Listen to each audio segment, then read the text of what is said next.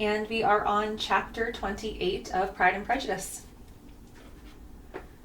Every object in the next day's journey was new and interesting to Elizabeth, and her spirits were in a state for enjoyment, for she had seen her sister looking so well as to banish all fears for her health, and the prospect of her northern tour was a constant source of delight. When they left the high road for the lane in Hunsford, every eye was in search of the parsonage, and every turning expected to bring it into view. The paling of Rosings Park was their boundary on one side. Elizabeth smiled at the recollection of all that she had heard of its inhabitants. At length the parsonage was discernible, the garden sloping to the road, the house standing in it, the green pales and the laurel hedge, everything declared that they were arriving. Mr. Collins and Charlotte appeared at the door, and the carriage stopped at the small gate, which led by a short gravel walk to the house, amidst the nods and smiles of the whole party. In a moment they were all out on the chase, rejoicing at the sight of each other. Mrs. Collins welcomed her friend with the liveliest pleasure, and Elizabeth was more and more satisfied with coming when she found herself so affectionately received. She saw instantly that her cousin's manners were not altered by his marriage, and his formal civility was just what it had been, and he detained her some minutes at the gate to hear and satisfy his inquiries after all her family. They were then, with no other delay than his pointing out the neatness of the entrance, taken into the house, and as soon as they were in the parlour, he welcomed them a second time with ostentatious formality to his humble abode, and punctually repeated all his wife's offers of refreshment. Elizabeth was prepared to see him in his glory, and she could not help fancying that in displaying the good proportion of the room, and its aspect and its furniture, he addressed himself particularly to her, as if wishing to make her feel what she had lost in refusing him. But though everything seemed neat and comfortable, she was not able to gratify him by any sign of repentance, and rather looked with wonder at her friend that she could have so cheerful an air with such a companion. When Mr. Collins said anything of which his wife might reasonably be ashamed, which certainly was not unseldom, she involuntarily turned her eye on Charlotte. Once or twice she could discern a faint blush, but in general Charlotte wisely did not hear. After sitting long enough to admire every article of furniture in the room, from the sideboard to the fender, to give an account of their journey and all that had happened in London, Mr. Collins invited them to take a stroll in the garden, which was large and well laid out, and to the cultivation of which he attended himself. To work in his garden was one of his most respectable pleasures, and Elizabeth admired the command of countenance with which Charlotte talked of the healthiness of the exercise, and owned she encouraged it as much as possible. Here, leading the way through every walk and crosswalk, and scarcely allowing them an interval to utter the praises he asked for, every view was pointed with a minuteness which left beauty entirely behind. He could number the fields in every direction, and could tell how many trees there were in the most distant clump. But of all the views which his garden, or which the country, or the kingdom could boast, none were compared with the prospect of Rosings, afforded by an opening in the trees that bordered the park nearly opposite the front of his house. It was a handsome, modern building, well situated on rising ground.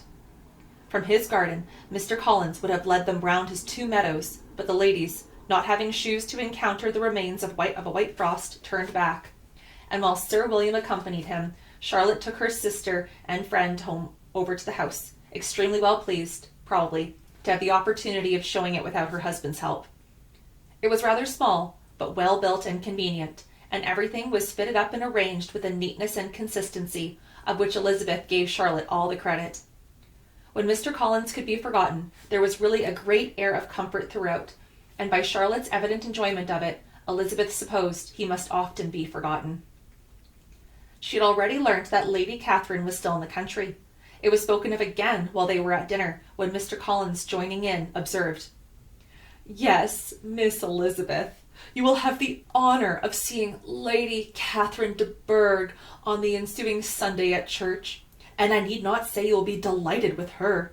She is all affability and condescension, and I doubt not but you will be honoured with some portion of her notice when service is over. I have scarcely any hesitation in saying that she will include you and my sister Maria in every invitation with which she honors us during your stay here. Her behavior to my dear Charlotte is charming. We dine at Rosings twice every week, and are never allowed to walk home. Her ladyship's carriage is regularly ordered for us. I should say one of her ladyship's carriages, for she has several. Lady Catherine is a very respectable, sensible woman indeed, added Charlotte, and a most attentive neighbour. Very true, my dear. That is exactly what I say. She is the sort of woman whom one cannot regard with too much deference. The evening was spent chiefly in talking over Hertfordshire news, and telling again what had already been written, and when it closed, Elizabeth, in the solitude of her chamber, had to meditate upon Charlotte's degree of contentment, to understand her address in guiding, and to composure in bearing with her husband, and to acknowledge that it was all done very well. She had also to anticipate how her visit would pass, and the quiet tenor of their usual employments, the vexatious interruptions of Mr. Collins, and the gaieties of their intercourse with Rosings.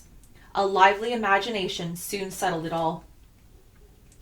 About the middle of the next day, as she was in her room getting ready for a walk, a sudden noise below seemed to speak the whole house in confusion, and after listening a moment, she heard somebody running up the stairs in a violent hurry, calling loudly after her.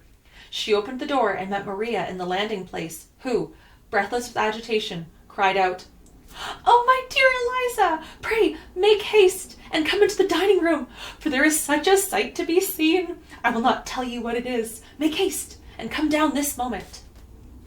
Elizabeth asked questions in vain. Maria would tell her nothing more, and down they ran into the dining room, which fronted the lane. In quest of this wonder, it was two ladies stopping in a low phaeton at the garden gate. "And this is all?" cried Elizabeth. "I expected at least that the pigs were got into the garden, and here is nothing but Lady Catherine and her daughter." "La, my dear," cried Maria, quite shocked at the mistake, "it is not Lady Catherine. The old lady is Mrs. Jenkinson, who lives with them. The other is Miss de Bourgh. Oh, look at her. She is quite a little creature. Who would have thought she could be so thin and small? She is abominably rude to keep Charlotte out of doors in all this wind. Why does she not come in?" "Oh, Charlotte says she hardly ever does. It is the greatest favours when Miss de Bourgh comes in." "I like her appearance," said Elizabeth, struck with other ideas. "She looks sickly and cross." "Yes, she will do for him very well. She will make him a very proper wife." Mr. Collins and Charlotte were both standing at the gate in conversation with the ladies, and Sir William, to Elizabeth's high diversion, was stationed on the doorway, in earnest contemplation of the greatness before him, and consistently bowing whenever Miss de Bourgh looked that way. At length there was nothing more to be said. The ladies drove on, and the others returned into the house. Mr. Collins no sooner saw the girls than he began to congratulate them on their good fortune, to which Charlotte explained by letting them know that the whole party was asked to dine at Rosings the next day.